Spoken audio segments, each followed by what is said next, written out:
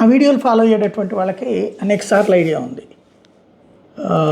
సినిమాలకు సంబంధించి మొట్టమొదట మన హీరోల దరిద్రం ఏంటంటే, మన తెలుగు రాష్ట్రాలను కమ్యూనిస్ట్ ఐడియాలజికల్ రచయితలు రాసినటువంటి వాటిటి కోసం, ఆ కథల తరహాలో మన హీరోలను ఎలివేట్ చేయడం కోసం, మన హీరో గారు కనుక కృష్ణుడి పాత్ర వేస్తే ధర్మరాజు వీళ్ళందరూ మంచోళ్ళు, దుర్యోధనుడు వీళ్ళు విలన్, మనోడు దుర్యోధనుడు పోర్షన్ వేశాడంటే అవతలు ఉన్నటువంటి వాళ్ళందరూ విలన్లు. ఎవరు? కృష్ణుడు విలను, అర్జునుడు విలను, ధర్మరాజు విలను, వాళ్ళందరూ విలన్లే. అదే మనవాడు రావణుడి పాత్ర వేస్తే రాముడు విలను. అలాంటివి మనం చూసాం. ఎన్టీ రామారావు గారి సినిమాలు ఆ రోజుని ఎవరు నిర్మాతలు, దర్శకులు? కృష్ణా జిల్లా వాళ్ళే. అదే సందర్భంలో ఇప్పుడు కల్కి, దానికి ఇక్కడి నుంచి పెట్టుబడి పెట్టినటువంటి వాళ్ళు ఈ ప్రాంతం నుంచి పుట్టినటువంటి వాళ్ళే. అనంత శ్రీరామ్ రైట్ చేసిన పాయింట్ అదే.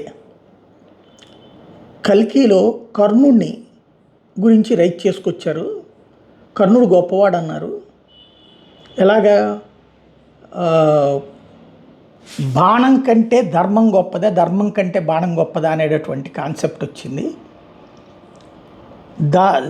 ఇక్కడ కర్ణుడిని వీరుణ్ణి చేసేటటువంటి క్రమంలో అసలు లాజిక్ మిస్ అయ్యారు. ఎలా వీరుణ్ణి చూపెడతారు? వీరుడు అనేటటువంటి వాడు ఇప్పుడు మొత్తం అందరూ కూర్చునున్న సభలో ద్రౌపది బట్టలు ఉడతీయమని చెప్పినటువంటి వాడు కర్ణుడు.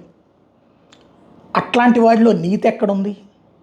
అట్లాగే గంధర్వులు కౌరవుల్ని బంధిస్తే పారిపోయిన వాడు కర్ణుడు.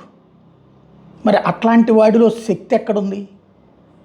దానం ఇచ్చినటువంటి దుర్యోధనుడికి విధేయుడు, అంతే తప్పించి అతనేమి వీరుడు సూర్యుడు కాదు.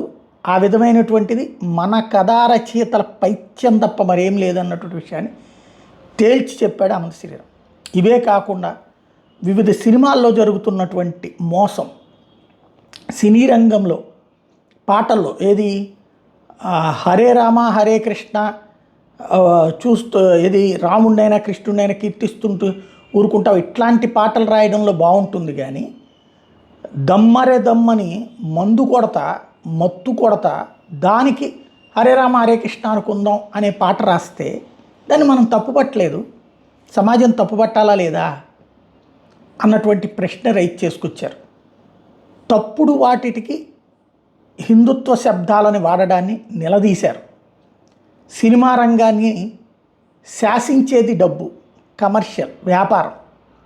మనం ప్రభుత్వాల మీద ఒత్తిడి తెచ్చి వాళ్ళ ద్వారా బహిష్కరించమని చెప్పాలంటే దానికంటే ముందు హిందువులే అలాంటి తప్పుడు దాన్ని బహిష్కరిస్తే అప్పుడు ఏ సినిమా వాడు తప్పుడుగా హిందూ ధర్మాన్ని చూపించడు.